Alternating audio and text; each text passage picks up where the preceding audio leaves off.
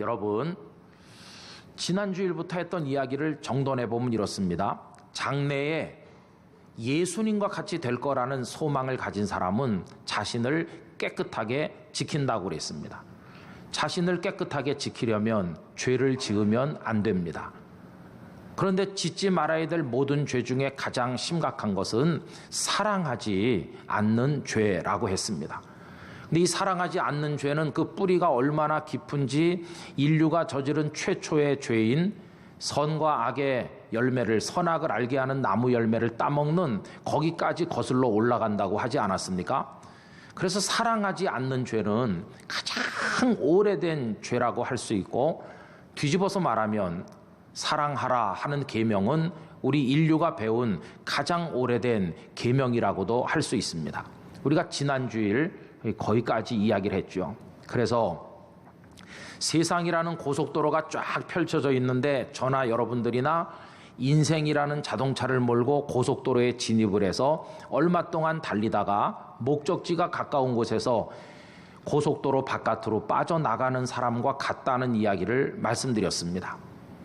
그러면서 안전하게 행복한 여행이 되도록 하려면 양보 운전을 해야 되고, 앞에 차, 뒤에 차, 옆에 가는 차와 다투지 말고 배려하고 사랑을 베풀면 나도 행복한 여행을 하고 그 사람도 행복한 여행을 할 수 있다고 하면서 사랑에 관해서 지난 주일날 말씀을 드렸습니다. 이제 오늘 본문으로 넘어오면 이런 질문이 흐르고 있어요. 그러면 사랑을 해야 된다고 할 때 사랑은 어떻게 하는 것인가 하는 게 오늘 본문의 질문입니다. 여러분, 그리고 그에 대한 대답을 한마디로 요약하면 구체적으로 실천하는 사랑을 하라 하는 것이 그 대답입니다. 오늘 읽은 말씀 가운데 17절과 18절을 우리 또박또박 다 같이 읽어보기를 원하는데요. 누가 이 세상의 재물을 가지고 형제의 궁핍함을 보고도 도와줄 마음을 닫으면 하나님의 사랑이 어찌 그 속에 거하겠느냐. 자녀들아, 우리가 말과 혀로만 사랑하지 말고 행함과 진실함으로 하자. 아멘. 어떻게 하자고 했습니까? 말과 혀로 하지 말고 행함과 진실함으로 하자. 그런데 여러분, 이 문장을 한번 가만히 보세요. 제 생각에는요, 혀라는 단어가 없어도 될 것 같아요.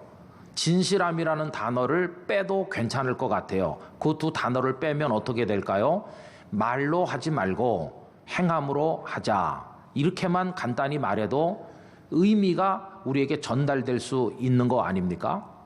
그런데 이 하나님의 말씀에는 말 다음에 혀라는 단어가 붙어 있고요. 행함 다음에 또 뭐가 붙어 있어요? 진실함이라는 게 따라 붙고 있어요. 왜 하나님께서는 혀라는 단어와 진실함이라는 단어를 그 속에 넣어주셨을까 생각을 하는데 이 속에 놀라운 진리가 있다는 걸 알게 됐습니다. 우선 그 말과 혀라는 요것만 우선 생각을 해봅시다. 여러분, 말하려면요 반드시 뭐가 있어야 될까요?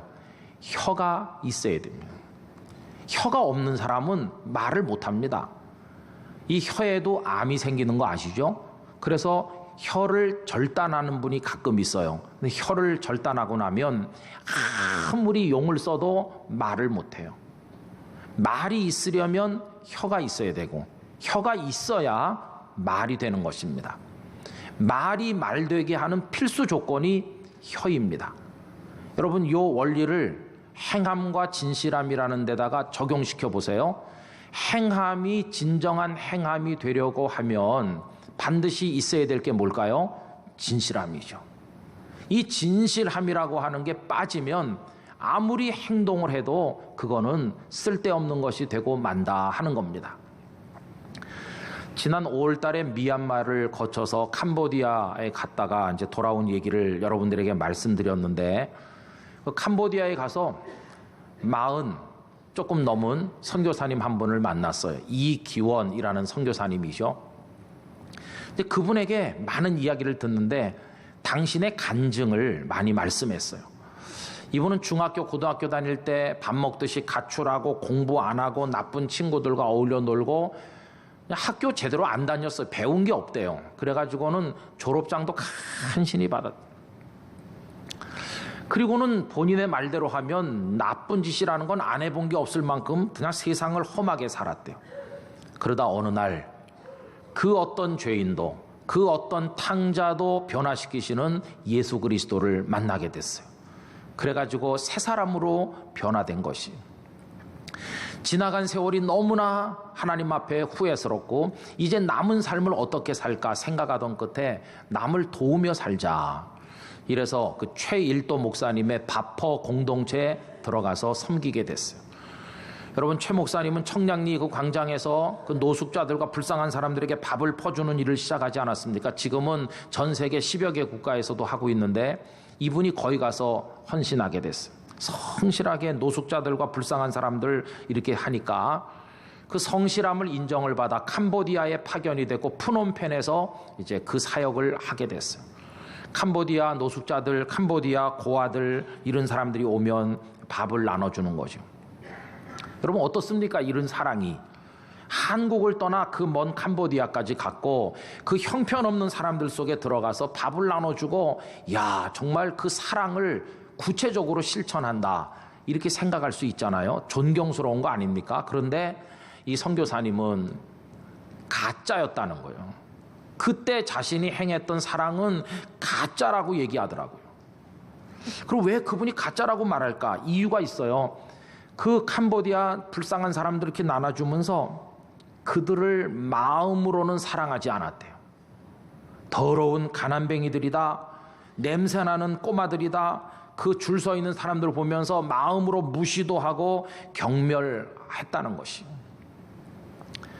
그러니까 겉으로는 밥을 퍼서 나눠주고 미소를 짓지만 속에는요 그들을 향한 경멸 같은 게 있었어요. 그러던 어느 날 사건이 발생했는데 그 캄보디아 폭력배가 칼을 빼들고 이 선교사를 죽이겠다고 확 달려드는데 얼마나 위태로운 순간입니까?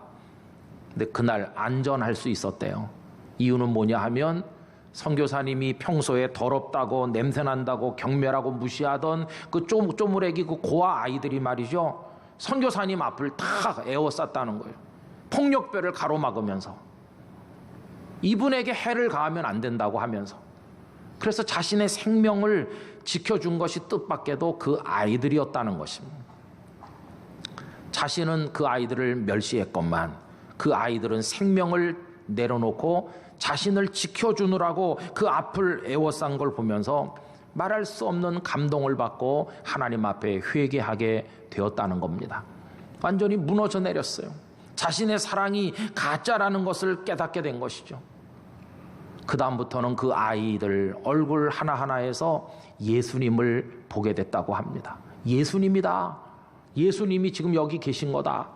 그 다음부터는 이 선교사님이 말이죠, 밥을 퍼주는데 그 아이들을 그냥 내려다볼 수가 없어서 무릎을 꿇고 앉아서 그 아이들에게 밥을 퍼서 나눠주게 됐다고 하는 거예요. 여러분, 오늘 읽은 말씀 가운데 어떤 행동하고 실천하는 사랑이라고 할지라도 그것이 진짜가 되기 위해서는 그 뒤에 달라붙어 있어야 될 필수적인 한 가지, 그게 뭐죠? 진실함이 있어야만 된다는 것입니다. 오늘 우리의 문제는 뭘까 하면 여러분, 저부터가 말만 한다는데 문제가 있어요. 우린 말만 하고 있어요. 그래서 말로 천냥빚도 갚는다는 속담이 있는데 우리 그 속담을 너무 좋아하는 것 같아요. 말이면 다 되는 줄 알아요. 그런데 아닙니다. 그 속담은 네가 천냥빚 정도의 나쁜 일을 하고 미안한 일을 했으면 말이라도 고분고분하게 해야 될 거 아니냐는 뜻이지, 말만 하면 된다는 뜻은 절대로 아닌 것입니다. 말, 그 이상의 행동, 다시 말하면 실천하는 사랑을 베풀어야 된다는 걸 알 수 있어요. 실천하는 사랑의 원조는 우리 구주 예수님이십니다. 예수님은 실천하는 사랑을 아주 적나라하게 보여주셨어요. 저 요한복음 13장 1절을 좋아합니다. 왜냐하면 예수님의 사랑이 진하게 묻어나기 때문인데 이 말씀 다 같이 읽어보도록 하겠습니다. 6월절 전에 예수께서 자기가 세상을 떠나 아버지께로 돌아가실 때가 이른 줄 아시고 세상에 있는 자기 사람들을 사랑하시되 끝까지 사랑하시니라. 할렐루야. 예수님은 제자들을 사랑하셨는데요, 끝까지 사랑하셨대요. 그 끝까지 속에 담겨 있는 게 뭘까요? 예수님이 이렇게 사랑하신다고 말씀하는 걸로 끝났을까? 아닙니다. 그 다음 절로 보면 예수님의 사랑의 행동이 나오는데, 허리에다 수건을 두르시고 팔을 다 걷어붙이고 대야에 물을 떠다가 제자들의 발을 씻기시는 겁니다. 맨발로 먼지가 풀풀 일어나는 땅을 샌들 신고 터벅터벅 다녀 먼지가 오르고 발에 냄새가 나고 제자들의 발이 그런데 예수님 대야에 물을 떠다가 안드레 발 여기다 담거라. 안 돼요 예수님. 아이 담그라니까. 이렇게 했을 거 아니에요.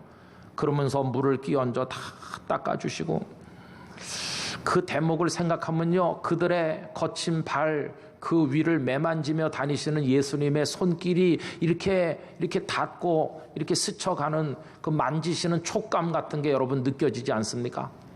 전 그 대목을 읽으면 누군가의 손이 저의 발을 만지는 것처럼 느껴집니다.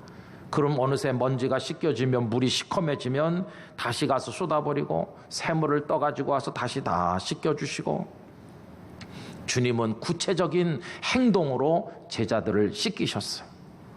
근데 아세요?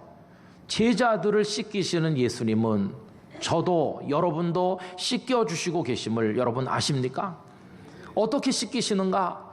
거기서는 물을 떠다가 씻기셨지만은 그 이후에는 예수님은 십자가 언덕으로 올라가셨어요. 그 골고다 언덕의 십자가에 달려 그 몸을 찢으시고 피를 다 쏟아서 그 보혈을 가지고 저의 죄, 여러분의 죄, 제자들의 발보다 10,000배, 10,000배 더러운 우리들의 영혼을 깨끗이 씻겨주시는 분, 우리 구주 예수님이신 것이, 그 예수님의 보혈이 우리를 씻겨주신.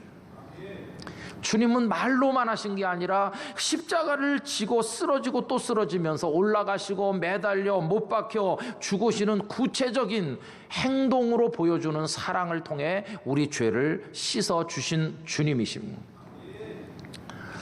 저는 그래서요, 우리 땅끝교회 교인들이 영혼이 확 열리고 예민한 분들이 되셔서 예수님의 사랑을 느끼시게 되기를 소망합니다. 귀로만 듣는 사랑이 아니고요, 예수님의 사랑은 눈으로 보는 사랑이고, 그분이 나를 만지고 있음을 촉감으로 느끼고 그분의 품이 얼마나 따뜻한지를 내가 그분 품에 안겨 느끼는 그런 구체적인 사랑인 것입니다. 지금 저는 여기 서 있고 여러분은 여기 앉아 계신데 아십니까? 지금도 주님의 사랑이 우리에게 임하고 있음을 여러분 느끼실 수 있나요? 저는 지금 느낄 수 있다고 생각합니다. 주님이 저를 지금 사랑하시기 때문에 제가 여기 서 있고, 여러분이 편안하고 고요한 가운데 평화로운 대한민국 안에 지금 앉아 있는 거, 이게 얼마나 큰 사랑이 지금 우리에게 임하고 있는 중인지. 주님은 그렇게 우리를 사랑하셨고 사랑하고 계시고요, 앞으로도 끝까지 우리를 사랑하실 줄 믿습니다. 그 예수님께서 오늘 말씀을 통해서 너희들도 말로만 하지 마, 행함과 진실함으로 사랑해라, 이렇게 당부하시는 겁니다. 그래서 우린 또 결심해야 됩니다. 주님, 제가요 그렇게 해보도록 하겠습니다. 제가 행함과 진실함으로 사랑하도록 힘쓰겠습니다. 이런 결심을 해야 되는 것이고, 여러분 그렇게 하실 수 있게 되기를 축복합니다. 근데 그렇게 하면 우리에게 큰 복이 와요. 어떤 복이 오는지 아세요? 하나님 앞에 섰을 때 마음에 꺼림칙하거나 부담되거나 떨떠름한 거, 그런 게 없이 우리 마음에 용기가 생기고요, 편안해져요. 그걸 보여주는 말씀이 19절인데 다 같이 읽읍시다. 이로써 우리가 진리에 속한 줄을 알고 또 우리 마음 주 앞에서 굳세게 하리니. 아멘. 여러분 이 말씀 한번 다시 잘 보세요. 이로써가 뭡니까? 행함과 진실함으로 사랑함으로써 뭘 안다고요? 아, 내가 진리에 속했구나 하는 걸 안대요. 진리는 예수님을 상징하는 건데, 내가 행함과 진실함으로 사랑하면 그게 증거입니다. 무엇의 증거? 내가 예수님의 사람이라는 증거가 되는 거예요. 근데 내가 행하지도 않고 마음에 진실도 없이 못된 인간성을 가지고 살면 그게 무엇의 증거일까요? 넌 아직도 예수님의 사람이 아니다 하는 증거라는 것이. 행함과 진실함으로 하면 진리에 속한 줄을 알게 되고, 그 다음 얘기가 참 아름다운 겁니다. 또 우리 마음을 주 앞에서 어떻게 된다고요? 굳세게 한다고요. 여러분, 마음을 굳세게 한다는 게 조금 이렇게 확 정확히 느껴지지 않는데, 제가 현대인의 성경으로 그 대목을 읽어드리겠습니다. 그러면 우리가 진리에 속한 것을 알게 되고, 그 다음에 이렇게 돼 있어요. 하나님 앞에서도 마음을 편안하게 가질 수 있을 것입니다. 이게 무슨 뜻일까요? 우리 하나님 앞에 가서 늘 기도하잖아요. 하나님, 저를 사랑해 주세요, 복을 주세요, 은혜를 주세요 그러는데, 내가 행하지도 않고 진실함도 없이 하나님의 뜻과 반대로 형제 자매를 미워하며 살다가 그렇게 기도하려고 그러면 마음이 이게 떨떠름할 거 아닙니까? 양심의 가책을 느끼고, 하나님께서도 20절 후반부의 말씀처럼 우리 마음을 다 아시는 분이신데, 우리 속을 들여다보면서 김 목사, 이 나쁜 놈, 너는 형제를 사랑하지도 않고 행동하지도 않고 진실로 하지도 않으면서 너 부끄럽지도 않냐? 염치도 없어? 맨날 나한테 와서 뭐 사랑해 주세요, 은혜 주세요. 너 부끄러운 줄 알아라. 이렇게 우리를 책망하신다는 거예요. 그러나 내가 부족하긴 하지만 하나님, 제가요 잘 못하지만 정말 사랑해 보려고 애쓰고 있어요. 진실하게 해보려고 하고 있어요. 이렇게 하면 하나님께서, 그래, 나 너 수고하는 거 알아. 나 너의 눈물과 애쓰는 거 알고 있어. 이리 와. 뭘 원하니? 기도해봐라. 그래서 하나님 앞에 갈 때 마음이 깨리침꺼름치 가지 아니하고 편안하다는 거예요. 여러분, 하나님과 여러분 사이의 관계가 편안하시기를 바랍니다. 하나님 앞에 꺼림칙하지 않게 나오시게 되기를 바랍니다. 그렇게 그런 마음으로 편안한 채로 기도를 하면 어떻게 될까요? 그 기도가 응답된다고 말씀하는 거예요. 그래서 21절에서 23절까지 다 같이 읽겠습니다. 사랑하는 자들아, 만일 우리 마음이 우리를 책망할 것이 없으면 하나님 앞에서 담대함을 얻고 무엇이든지 구하는 바를 그에게서 받나니, 이는 우리가 그의 계명을 지키고 그 앞에서 기뻐하시는 것을 행함이라. 그의 계명을 이것이니 곧 그 아들 예수 그리스도의 이름을 믿고 그가 우리에게 주신 계명대로 서로 사랑할 것이니라. 할렐루야. 너 사랑한다고 애쓰는구나. 너 참 기특해. 내가 너에게 뭘 해주면 좋겠어? 그때 우리가, 하나님, 저에게 이런 은혜를 주세요. 그래, 내가 넘치도록 주마. 할렐루야. 그때 우리의 구하는 바가 응답이 된다는 거예요. 여러분, 그런 복을 누리게 되시기를 기원합니다. 또 사랑을 행함과 진실함으로 베풀면요, 이렇게 말씀하시는 거예요. 너 나랑 쏙 빼닮았구나. 나도 사랑하기를 원하는데 너 사랑하려고 애쓰는구나. 너랑 나랑 잘 통하는 것 같아. 같이 있으면 행복할 것 같으니 너 이리 와라. 나랑 같이 있자. 이렇게 우리를 가까이 두신다는 거예요. 그 얘기가 24절인데요. 다 같이 읽습니다. 그의 계명을 지키는 자는 주 안에 거하고 주는 그의 안에 거하시나니, 우리에게 주신 성령으로 말미암아 그가 우리 안에 거하시는 줄을 우리가 아느니라. 아멘. 주님은 우리 안에 거하시고 우리는 주님 안에 거하는 이런 복을 누리게 된다고 그랬어요. 여러분들이 그 복을 누리시기를 축원합니다. 우리 존재보다 더 귀한 존재가 어디 있겠어요? 여러분, 고속도로 위를 인생이라는 자동차를 몰고 달린다는 얘기를 했는데, 이 세상에 가장 비싼 고급 승용차가 한 대 얼마쯤 할까요? 한 10억 할까요? 근데 우리는 그거보다 어마어마하게 값진 존재임을 여러분 믿으십니까? 나는 최고급 승용차라고 할 수 있어요. 그런데 어처구니 없는 일이 많아요. 왜냐하면 이 최고급 승용차인 나의 인생의 트렁크를 한번 열어보면 잡동사니 쓰레기 같은 게 꽉 차 있고, 뒷좌석에도 꽉 차 있고, 조수석에도 쓸데없는 물건이 잔뜩 쌓여 있고, 나만 운전석만 간단히 비어가지고 짐에 눌린 채로 차를 몰고 달리고 있는 것처럼 우리가 살고 있어요. 최고급 승용차가 다 찌그러진 화물 짐차처럼 전락해버린 불쌍한 인생의 모습 아니에요.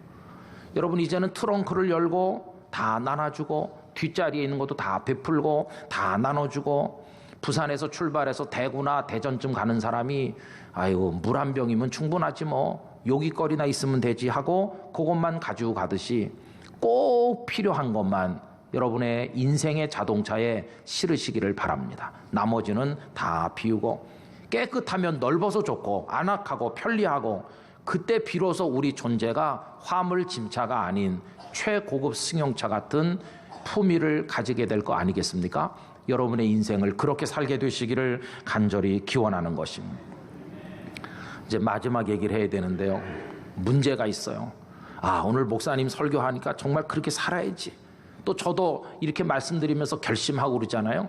근데 이게 문제는 뭐냐 하면 결심 가지고는 잘 안 되더라는 거예요. 사람 보면 미운 생각 들고 말로만 때울 때도 있고 화만 나고 그렇지 행함과 진실함으로 사랑하는 게 참 어렵다는 거예요. 그래서 어떤 결론에 도달해요. 이거는 내 힘만으로 되는 게 아니야.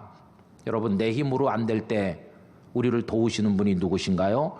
성령님이 우리를 도우시는 줄 믿습니다. 성령님은 사랑의 영이어서 그분이 우리에게 에너지를 공급해 주시고 하면 우리가 사랑을 제대로 실천할 수 있게 될 줄로 믿습니다. 하다 많은 형식적 사랑이 아니라 참된 사랑. 어떤 분이 이런 글을 적어 놓았는데 이걸 읽어드리고 마치겠습니다. 사랑은 타오르는 장작불과 같다. 장작더미에 공기가 충분히 공급되면 불이 활활 일어 따스함을 주고 빛을 주어 주위를 밝힌다. 그러나 공기가 부족하면 장작더미는 열과 빛 대신 그을음과 연기만 낸다. 그을음은 어둠을 가져오고 연기는 사람의 눈을 맵게 하여 눈물을 흘리게 한다. 완전 연소와 불완전 연소의 차이다. 인간의 사랑이 성령의 역사와 멀어지면 사랑의 불완전 연소로 그을음과 연기 곧 시기와 질투만이 남을 것이다. 그러나 성령이 충만하면 거기서는 사랑의 완전 연소로 온유함과 오래 참음의 선한 열매가 나올 것이다. 여러분, 사랑하시기 바랍니다. 행함과 진실함으로 사랑하시기 바랍니다. 하나님 앞에 설 때 떳떳하시기를 바랍니다. 여러분들의 기도가 응답되기를 축복합니다. 그리고 하나님과 통하셔서 하나님 안에 거하시는 축복의 성도들이 되시기를 사랑의 주님 예수님의 이름으로 축원합니다. 다 같이 기도하겠습니다.